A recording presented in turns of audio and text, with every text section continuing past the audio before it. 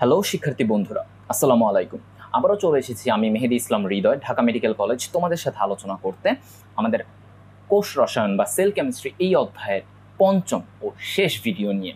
তাহলে আজকে আমরা কি জানবো? আজকে আমরা জানবো এনজাইম সম্পর্কে। তাহলে চলো আর দেরি না করে মূল আলোচনা পর্বে আমরা চলে যাই। তাহলে আমাদের আজকে জানার বিষয় হচ্ছে এনজাইম বা বাংলায় আমরা যেটাকে বলি উৎসেচক। আচ্ছা, তো এখানে দেখো এনজাইমের প্রথমত আমাকে যে সংজ্ঞাটা দাঁড় করাতে হবে সেই সংজ্ঞাটা খুবই গুরুত্বপূর্ণ, বুঝে বুঝে পড়তে হবে। উচ্চ আণবিক ভর বিশিষ্ট, অনেক আণবিক ভর অনেক বেশি হতে হবে। টারশিয়ারি প্রোটিন, আমরা প্রোটিনটা এর আগে ভিডিওতে পড়ে এসেছিলাম যে প্রোটিনের টারশিয়ারি প্রোটিন একটা গঠন ছিল, হ্যাঁ, এটা ত্রিমাত্রিক গঠনের দেখায়। সো এনজাইমটা বেসিক্যালি একটা টারশিয়ারি প্রোটিন। তারপরে বলছে জীবদেহের সজীব কোষ থেকে নিঃসৃত হয়ে অল্প মাত্রায় বিদ্যমান থেকে। তার মানে কথাটা হচ্ছে জীবদেহের সজীব কোষ থেকে।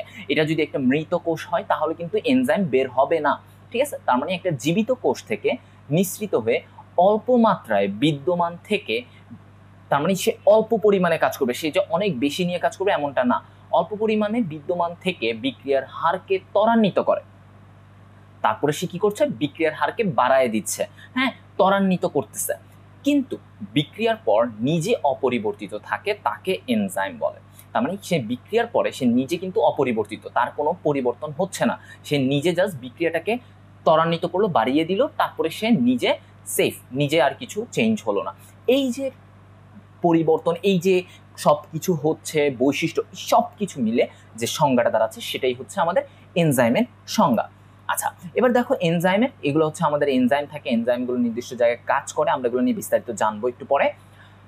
এনজাইম শব্দটি প্রথম ব্যবহার করেন বিজ্ঞানী কুন, ঠিক আছে? তাহলে এটা তোমাদের এমসিকিউ এর জন্য আসতে পারে। এবার আসো এনজাইমের ভৌত বৈশিষ্ট্য বা ধর্ম। এনজাইমের বৈশিষ্ট্যগুলো কি কি? এনজাইম একটা প্রোটিন ধর্মী, এটা প্রোটিন দ্বারা গঠিত। জীবকোষে এনজাইম কলয়েড রূপে অবস্থান করে। জীবকোষে এনজাইমটা কি রূপে থাকে? কলয়েড থাকে। কলয়েড মানে কি? যেটা পানি ধরে রাখতে পারে, ওর আকারটা 100 ন্যানোমিটারের চেয়ে বেশি এবং সে কোনো পর্দা ভেদ করে যেতে পারে না, ঠিক আছে? এটা হচ্ছে কলয়েড। আচ্ছা, এর কার্যকারিতা পিএইচ দ্বারা নিয়ন্ত্রিত। সকল এনজাইমই পিএইচ 6 to 9 এর মধ্যে বেশি ক্রিয়াশীল। তার মানে এই পিএইচ রেঞ্জের মধ্যে সব এনজাইমই তোমার কাজ করতে পারবে। তার মানে এরা পিএইচ দ্বারা নিয়ন্ত্রিত হচ্ছে, আমরা এটাও বলতে পারি। তাহলে এখানে দেখো এই যে এনজাইমের পিএইচ 6 থেকে 7 এর ভিতরে ওর এনজাইমের কার্যকারিতাটা না নিয়ন্ত্রিত হচ্ছে। ওকে, তারপরে 4 নম্বর পয়েন্টটা দেখো, এরা তাপপ্রবণ। অর্থাৎ যদি তোমার এই তাপমাত্রা দেওয়া হয়, মানে 35 থেকে 40 ডিগ্রি সেলসিয়াসে রাখা হয়, তাহলে কিন্তু এরা সবচেয়ে বেশি ক্রিয়াশীল হয়, অনেক বেশি কাজ করতে পারে, ঠিক আছে? সো এই কারণে দেখবা আমাদের বডির স্বাভাবিক তাপমাত্রা কত ডিগ্রি সেলসিয়াস? আমাদের কিন্তু 36.9 ডিগ্রি সেলসিয়াস বা 37 ডিগ্রি সেলসিয়াস, যেটা এই কারণে আমাদের বডির সকল এনজাইমগুলো কিন্তু পারফেক্টলি কাজ করতে পারে। যদি আমাদের বডি টেম্পারেচার বা তাপমাত্রা যদি কোনো কারণে 35 ডিগ্রি সেলসিয়াসে কমে যায়, তখন কিন্তু আমাদের বডিতে এনজাইমগুলো ঠিকভাবে কাজ করতে পারবে না। সো এই টেম্পারেচারে এটা কাজ করতে পারে, এই পারফেক্ট টেম্পারেচার, ঠিক আছে? তখন এনজাইমটা কাজ করতে পারছে, দেখছো? আচ্ছা, তারপরে হচ্ছে এনজাইম খুব অল্প মাত্রায় বিদ্যমান থেকে বিক্রিয়ার হারকে ত্বরান্বিত করে। তার মানে এই কথাটাও আমি তোমাদেরকে বলেছি, সে অল্প মাত্রায় কাজ করবে, অল্প পরিমাণে কাজ করবে, কিন্তু অনেকটা কাজ করবে। আচ্ছা, এনজাইম কেবলমাত্র বিক্রিয়ার হারকে ত্বরান্বিত করে, কিন্তু বিক্রিয়ার সাম্যাবস্থার পরিবর্তন করে না। ব্যাপারটা খেয়াল করো, ও বিক্রিয়ক থেকে উৎপাদে তোমার ত্বরান্বিত করতে পারতেছে, বিক্রিয়ক থেকে উৎপাদে ত্বরান্বিত করতে পারে, এবং সাইড বাই সাইড সে উৎপাদ থেকে বিক্রিয়কে ত্বরান্বিত করতে পারে। মানে সে জাস্ট বৃদ্ধি করে দিচ্ছে। সো সে যদি এই যে খেয়াল করো এখানে সম্মুখমুখী বিক্রিয়াকে যদি সে ত্বরান্বিত করে, তাহলে কি সে কিন্তু এই পশ্চাৎমুখী মানে উৎপাদ থেকে বিক্রিয়কের এই পশ্চাৎমুখীটাকেও ত্বরান্বিত করবে। তাহলে দেখো আমার সম্মুখমুখীও ত্বরান্বিত হচ্ছে, পশ্চাৎমুখীও সমানভাবে ত্বরান্বিত হচ্ছে। তাহলে কিন্তু সাম্যাবস্থার কোনো পরিবর্তন হচ্ছে না। কিন্তু যদি এমনটা হতো যে সে শুধু সম্মুখমুখী পরিবর্তন করছে, পশ্চাৎমুখী আর পরিবর্তন করছে না, তাহলে কিন্তু এখানে সাম্যাবস্থার একটা পরিবর্তন চলে আসতো। আচ্ছা, তারপরে সে এনজাইমের কার্যকারিতা সুনির্দিষ্ট। এটা নির্দিষ্ট একটা যৌগের উপরে নির্দিষ্ট কাজ করে থাকে। এনজাইমের শুধু জীবিত কোষে উৎপন্ন হয়। এনজাইমটা কোথায় উৎপন্ন হবে? শুধুমাত্র জীবিত কোষের ভিতরে সে উৎপন্ন হয়ে থাকে। প্রায় সব এনজাইম পানিতে দ্রবণীয়। ওরা কিসে দ্রবণীয় হয়ে থাকে? পানিতে দ্রবণীয় হবে। আমরা জানি ম্যাক্সিমাম প্রোটিনই পানিতে দ্রবণীয় থাকে, সো এনজাইমও পানিতে দ্রবণীয় হবে। আচ্ছা, এবার আসে এনজাইমের নামকরণ। আমরা এনজাইমকে কিভাবে নামকরণ করতে পারি? তাহলে অনেকভাবে আমরা নামকরণ করতে পারি। তাহলে একটা ধরনও হচ্ছে, দেখো, সাবস্ট্রেটের ধরন অনুসারে। আচ্ছা, সাবস্ট্রেট বলতে কি বুঝি আমরা, এটা আমাদের আগে জানতে হবে। সেটা হচ্ছে যে এনজাইম যার উপর ক্রিয়া করে তাকে সাবস্ট্রেট বলে। তার মানে মনে করে এনজাইম একটা যৌগের উপরে কাজ করবে, ওই যৌগটাকে আমরা কি বলবো? সাবস্ট্রেট বলবো। আচ্ছা, তো এখানে দেখো এটা একটা সাবস্ট্রেট, এটা এনজাইম, এনজাইমের এই জায়গাটাকে বলা হয় সক্রিয় স্থান, এখানেই সাবস্ট্রেটটার সাথে সে যুক্ত হবে। সো সাবস্ট্রেটের এখন আসো যে এটা কিভাবে নামকরণটা করতেছি। সাবস্ট্রেটের নামের সাথে যদি এস যোগ করে তখন আমরা ওই এনজাইমের নামকরণটা করতে পারি। যেমন দেখো, সুক্রোজ এই যৌগটা, এটা একটা সাবস্ট্রেট, এর উপরে যেই এনজাইমটা কাজ করবে তখন আমরা এই সুক্রোজের সাথে এস যোগ করে আমরা এনজাইমটার নাম করে ফেলতেছি সুক্রেজ। তাহলে এই সুক্রেজ এনজাইমটা আমার সুক্রোজের উপরে কাজ করছে। তাহলে দেখো এভাবে কিন্তু আমরা একটা এনজাইমের নামকরণ করে ফেললাম। আরেকভাবে আমরা করতে পারি, সেটা হচ্ছে বিক্রিয়ার ধরন অনুসারে। বিক্রিয়ার ধরন অনুসারে কিভাবে করতে পারি খেয়াল করো। এনজাইম কোন ধরনের বিক্রিয়ার উপর ক্রিয়া করছে তার সাথে এস যুক্ত করে।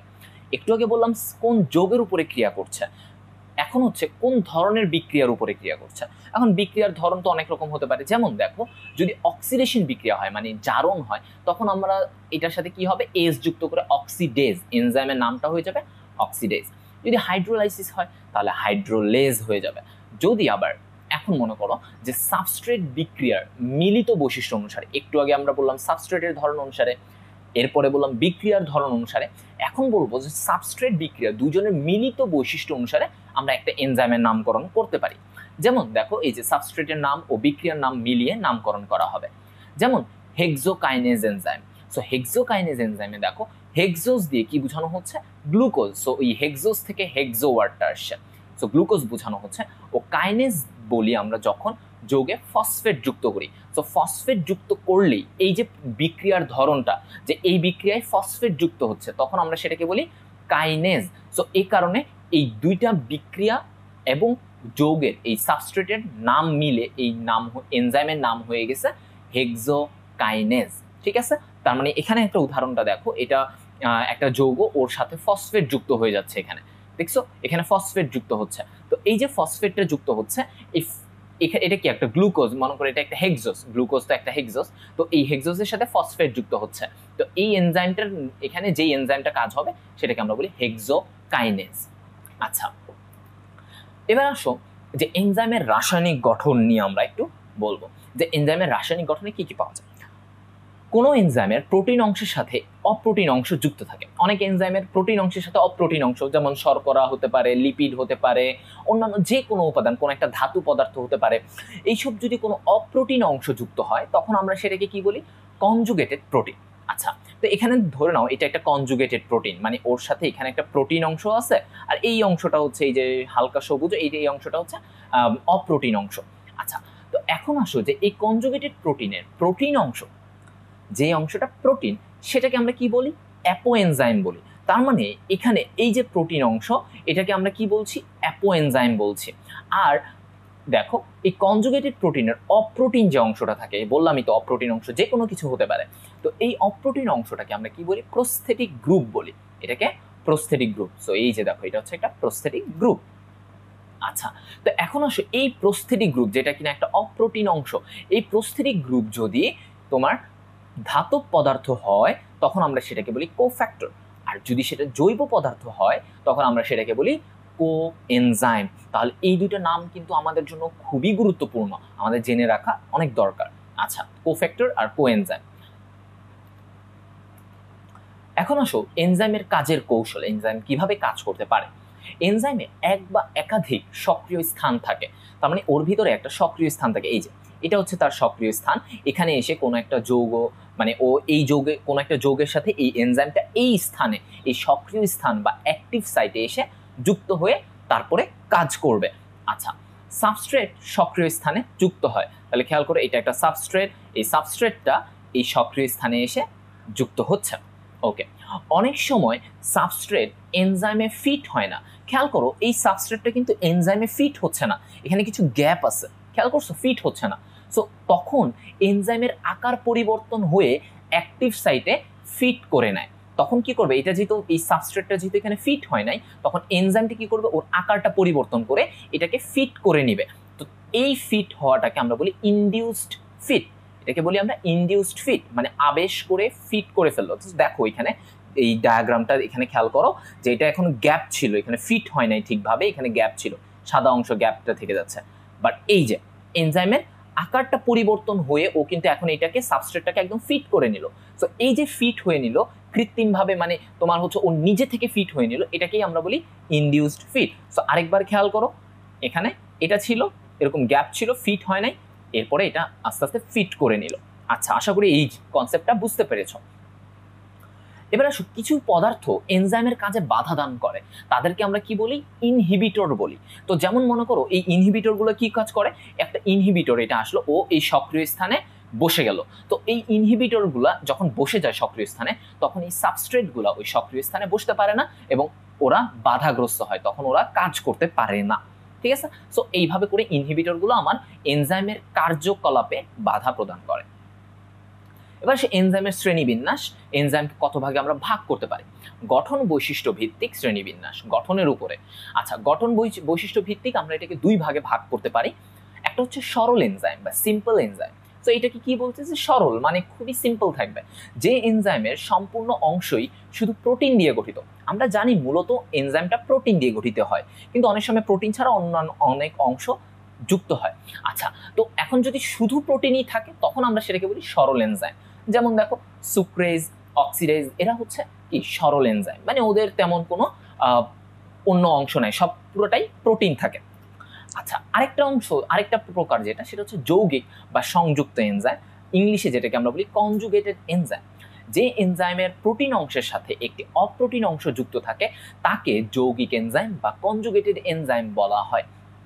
যেমন এফএডি, এনএডি।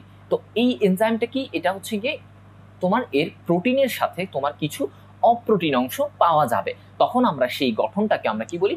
Conjugated enzyme.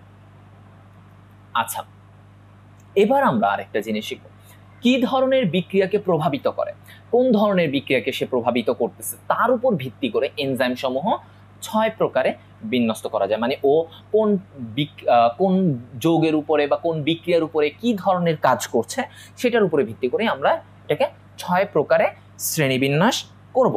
আচ্ছা, প্রথমত দেখো অক্সিডো রিডাকটেজ এনজাইম। সো অক্সিডো রিডাকটেজ এনজাইমটা কি?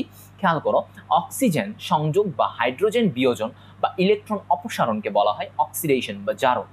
আবার হাইড্রোজেন সংযোগ বা অক্সিজেন বিয়োজন বা ইলেকট্রন যোগ হলে সেটাকে আমরা বলি রিডাকশন। তার মানে একটা কথা তুমি বুঝতে পারছো যে যদি কোনো যৌগে অক্সিজেন যুক্ত হয় বা তার থেকে যদি হাইড্রোজেন বের হয়ে যায় তখন আমরা সেটাকে বলি জারণ। আবার তার উল্টা জিনিসে চিন্তা করো, যদি হাইড্রোজেন যোগ হয় অথবা অক্সিজেন বের হয়ে যায় ওই যৌগ থেকে, তখন আমরা সেটাকে বলি বিজারণ। আচ্ছা, তো একটা এনজাইম থাকে যে এনজাইমটা এই জারণ বিজারণ করতে পারে, সেই এনজাইমটাকে আমরা কি বলি?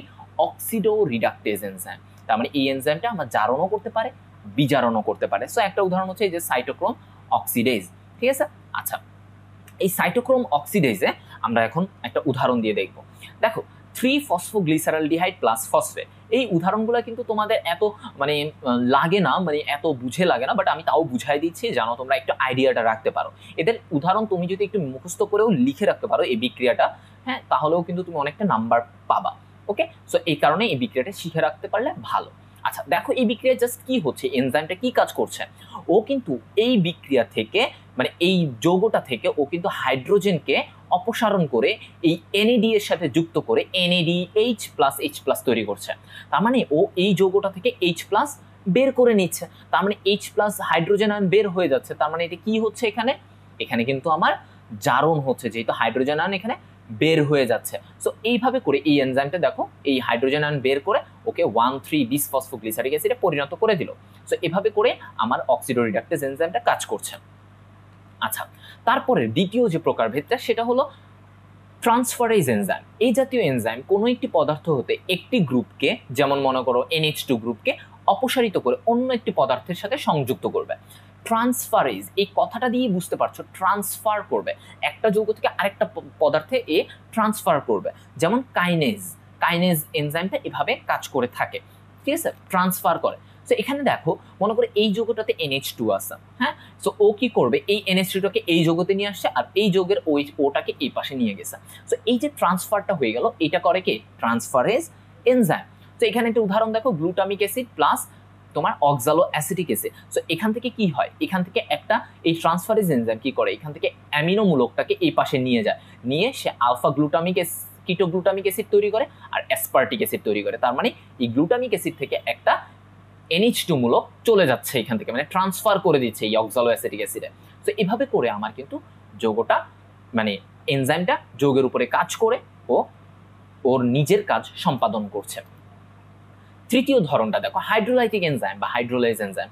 এই জাতীয় এনজাইম কোনো পদার্থের বিশেষ বন্ডের সাথে পানির অণু সংযুক্ত করে তাকে হাইড্রোলাইসিস বা আর্দ্র বিশ্লেষণ করতে সহায়তা করে, মানে পানির উপস্থিতিতে সে ভাঙতে সাহায্য করবে। ওকে, সো এখানে দেখো যেমন সুক্রেজ, প্রোটিয়েজ এরা।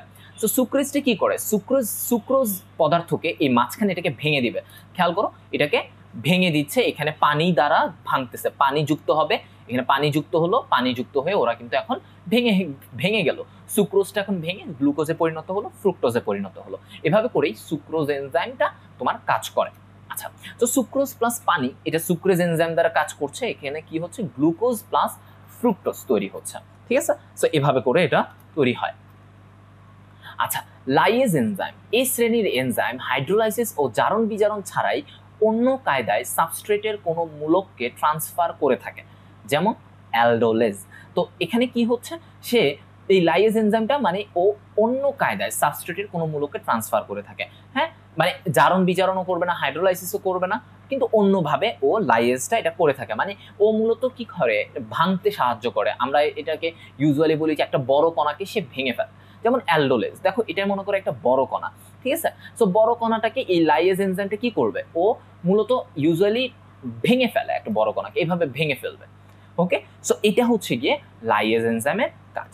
আচ্ছা, সো লাইয়েজ এনজাইমটা কি করছে, দেখো এখানে ফ্রুক্টোজ 1,6-বিসফসফেট এটাকে ভেঙে ফেলছে, এটা একটা বড় যৌগ ছিল, এটাকে ভেঙে কিসে পরিণত করছে, দেখো 3-ফসফোগ্লিসারালডিহাইড প্লাস ডাইহাইড্রোক্সি অ্যাসিটন ফসফেট, দুইটা ভিন্ন যৌগে পরিণত করে ফেললো। সো এটা হচ্ছে অ্যালডোলেজ এনজাইম, মানে এটা একটা লাইয়েজ এনজাইমের উদাহরণ, ঠিক আছে। সো তোমরা লাইয়েজ এনজাইমটাও বুঝতে পারছো, সহজে মাথায় রাখবা, বড় যৌগকে ছোট যৌগে পরিণত করে ফেলে।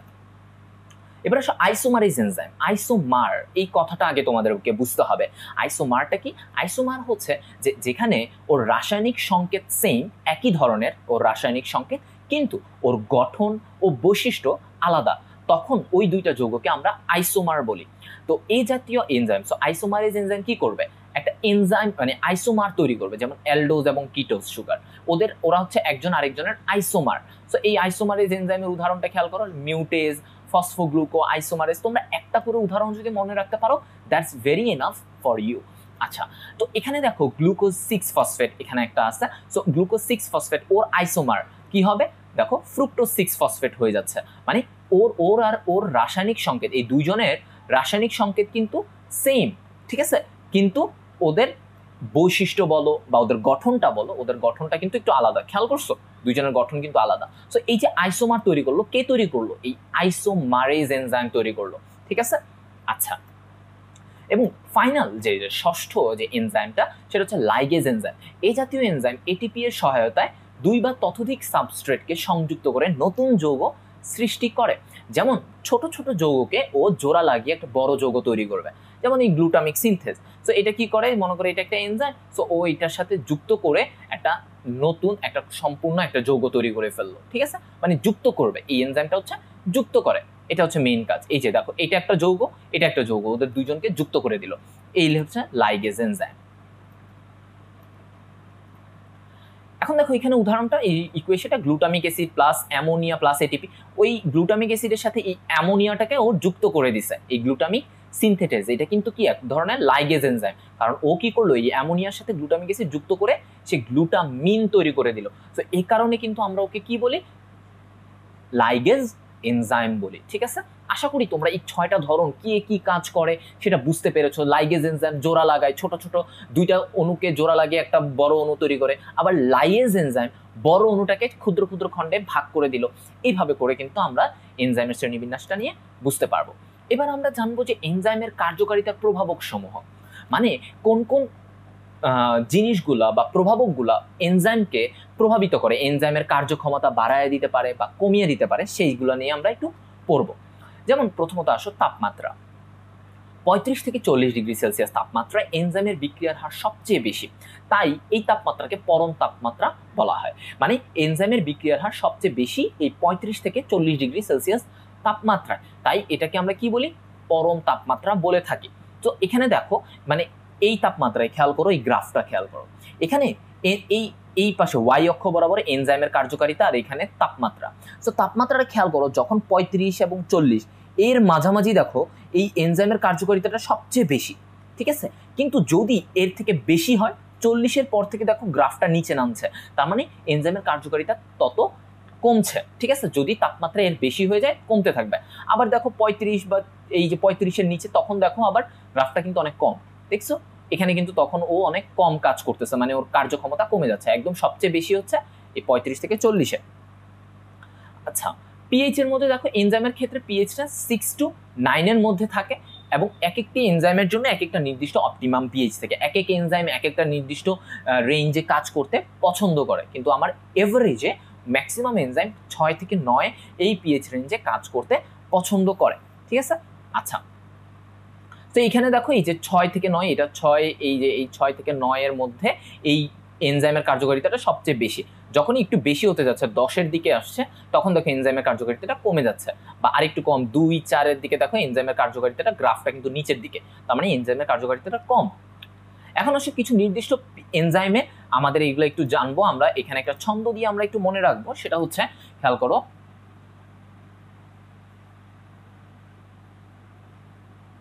এখানে এই যে পেপসিন, ইনভার্টেজ, সেলুলোজ, সেলোবায়েজ, এগুলা মাথায় রাখবো। এদের দেখো 2, 4.5, 5, তারপরে 7, তারপরে 8 এভাবে করে আছে। সো এটাকে আমার একটা মাথায় রাখার, এই প্রত্যেকটা এনজাইমের অপটিমাম পিএইচ, কোন পিএইচে ওরা সবচেয়ে বেশি কাজ করে, ওটা একটু মাথায় রাখার একটা ছন্দ যদি আমি এভাবে লিখে রাখি, খেয়াল করো, মনে করো পেপসিন, আই, ইনভার্টেজ, তারপরে হচ্ছে সেলোবায়োস, সো সি, তারপরে হচ্ছে ইউরিয়েজ, ইউ, ট্রিপসিন, টি।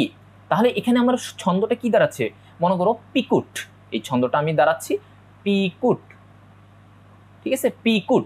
এইভাবে যদি তুমি মাথা রাখো পিকুট, আর এই এনজাইমের ওদের পিএইচ মানটা যদি এখানে লিখে রাখি, খেয়াল করো, এটা হচ্ছে 2, 4, 5, 7, 8।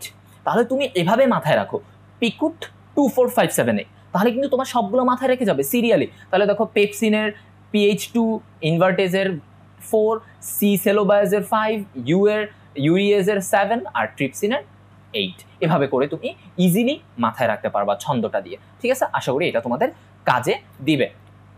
আচ্ছা, তারপরে আসো পানি কি কতটা কাজ করতে পারে, সেটা হচ্ছে কোষে পরিমিত পানির উপস্থিতিতে এনজাইমের কার্যকারিতা স্বাভাবিক থাকে। তার মানে তোমার যদি পানি পর্যাপ্ত থাকে তাহলে এনজাইম কাজ করবে, শুকনো বীজে পানি না থাকায় এনজাইমটা নিষ্ক্রিয় থেকে যায়। আচ্ছা, তারপরে দেখো ধাতু, কোন কোন ধাতুগুলো কাজ করতে পারে। মানে কোনো ধাতু থাকে যেমন ম্যাগনেসিয়াম, ম্যাঙ্গানিজ, কোবাল্ট, এরা হচ্ছে এনজাইমের কার্যক্ষমতা বাড়িয়ে দিতে পারে। আবার কিছু কিছু ধাতু আছে যেমন সিলভার, জিঙ্ক, এরা হচ্ছে যদি এনজাইমের সাথে সংযুক্ত হয় তখন সে এনজাইমের কর্মক্ষমতা কমিয়ে দিতে পারে। আচ্ছা, তারপরে আসে সাবস্ট্রেটের ঘনত্ব। সাবস্ট্রেটের ঘনত্বের উপরও এটা নির্ভর করে। যেমন সাবস্ট্রেটের ঘনত্ব বাড়লে এনজাইমের কর্মক্ষমতা বাড়বে, আর ঘনত্ব কমলে কর্মক্ষমতা কমবে। খুবই সিম্পল ব্যাপার। তুমি যদি সাবস্ট্রেট মানে যেই পদার্থটার উপরে এনজাইম কাজ করবে, পদার্থ যদি বেশি হয় তাহলে বেশি বেশি এনজাইম গিয়ে সেখানে কাজ করবে এবং সে বেশি কাজ করতে পারবে। এই ব্যাপারটাই হচ্ছে কি সিম্পল। সেখানটা গ্রাফটা দেখো, আমার সাবস্ট্রেটের ঘনত্ব যত বাড়বে এনজাইমের কর্মক্ষমতা তত বাড়তে থাকবে, ঠিক আছে। আচ্ছা, এবার সে এনজাইমের ঘনত্ব, এনজাইমের পরিমাণ যদি বেশি থাকে তাহলেও কি হবে, আমার কিন্তু এটা বাড়বে। খেয়াল করে এখানে গ্রাফটা, এনজাইমের ঘনত্ব বাড়ছে তাহলে সে তার কর্মক্ষমতাও বৃদ্ধি পাচ্ছে। কেন এটা বৃদ্ধি পাবে? কারণ তোমার যত বেশি এনজাইম হবে তত বেশি সে কাজ করবে আর তত বেশি কর্মক্ষমতা তার বাড়তে থাকবে। এটা স্বাভাবিক ব্যাপার, তত বেশি সে সাবস্ট্রেটের উপরে কাজ করবে যত বেশি এনজাইম হবে, তাই না? তো এই কারণে এই গ্রাফটা এইভাবে দেখাচ্ছে। আচ্ছা, তারপরে আসে প্রোডাক্টের ঘনত্ব। প্রোডাক্টের পরিমাণ বেড়ে গেলে কি হয়? প্রোডাক্টের পরিমাণ বেড়ে গেলে বিক্রিয়ার হার কমে যাবে, কারণ তুমি জানো যে একটা প্রোডাক্ট যদি বেড়ে যায়, হ্যাঁ, তাহলে তো বিক্রিয়াটা থেকে আর প্রোডাক্টে যাবেই না, তাই না? এনজাইমটা আর ওই সাবস্ট্রেট থেকে বা বিক্রিয়ক থেকে সে প্রোডাক্টের দিকে নিতে চাবে না, কারণ প্রোডাক্ট অলরেডি অনেক বেশি হয়ে গেছে। সো তখন উল্টা দিকে কাজ করবে, তখন প্রোডাক্টের দিকে আর যেতে চাবে না, যার কারণে তখন এনজাইম তার ক্ষমতাটা হারিয়ে ফেলে। সো এই কারণে প্রোডাক্টের পরিমাণ যদি বেড়ে যায়, দেখো গ্রাফটা তখন উল্টা হয়ে যাবে। যত প্রোডাক্টের ক্ষমতা বৃদ্ধি পাবে, বিক্রিয়ার হার তত কমতে থাকবে, কারণ এনজাইম তত কম কাজ করবে, কারণ প্রোডাক্ট তো তৈরি হয়ে গেছে অনেক বেশি, ও আর বিক্রিয়া থেকে প্রোডাক্টে যেতে চাচ্ছে না। আচ্ছা, তারপর আসে অ্যাক্টিভেটর। অ্যাক্টিভেটরের উপস্থিতিতে এনজাইমের বিক্রিয়ার হার বাড়ে। কিছু পদার্থ থাকে যাদের উপস্থিতিতে এনজাইমের হার অনেক বেশি বেড়ে যায়। সো এইখানে ওর গ্রাফটা খেয়াল করো, এই যে অ্যাক্টিভেটরের কারণে বাড়ছে। এবার সে এনজাইমের ব্যবহার, এনজাইম কোথায় কোথায় আমরা ব্যবহার করে থাকি, কিছু গুরুত্বপূর্ণ এনজাইমের, যেমন সেলুলোজ এনজাইম। এই এনজাইমটা সেলুলোজকে হাইড্রোলাইসিস করে। সেলুলোজ যেটা ঘাস লতা পাতা এসবে থাকে, সেই সেলুলোজকে হাইড্রোলাইসিস করে। সো এটা দেখো, এটা একটা সেলুলোজের গঠন। সো সেলুলোজ এনজাইমটা কি করলো, ওকে ভেঙে ফেলবে, দেখো ওর বন্ধনটাকে ভেঙে ফেলবে, এই যে হাইড্রোলাইসিস করবে, পানি যুক্ত করে এই বন্ধনটাকে ভেঙে ফেললো। খেয়াল করছো, এখানে পানি আসলো, পানি এসে হাইড্রোলাইসিস মানে পানি দ্বারা ভাঙবে। তো পানি আসলো, পানি এসে এটাকে ভেঙে ফেললো, দেখছো এখন আলাদা হয়ে গেল। এই প্রত্যেকে কি হয়ে গেল, আলাদা হয়ে এখন কি হয়ে গেছে, গ্লুকোজ হয়ে গেছে, দেখছো গ্লুকোজ হয়ে গেছে। আচ্ছা, তো গবাদি পশুর পৌষ্টিক তন্ত্রে সেলুলোজ এনজাইম ক্ষরণ হয় বলে তারা কাঁচা উদ্ভিদ পরিপাক করতে পারে। তার মানে তাদের এই সেলুলোজ এনজাইম থাকে, এই কারণে তারা কি করতে পারে, ওই ঘাস লতা পাতা এগুলোকে হজম করতে পারে, আমরা কিন্তু সেটা পারি না। আচ্ছা, তারপরে দেখো প্রোটিয়েজ এনজাইম। প্রোটিয়েজ এনজাইম কি কাজ করে, নামের সাথে মিল আছে, প্রোটি, তার মানে প্রোটিন ভেঙে অ্যামিনো অ্যাসিডে পরিণত করবে। আচ্ছা, এটা কোথায় কোথায় ব্যবহৃত হয়? আমার বেকারি শিল্পে আমরা প্রোটিয়েজ এনজাইম প্রোটিন ভাঙতে ব্যবহার করি, এবং আমরা এটা ওষুধ শিল্পেও ব্যবহার করে থাকি।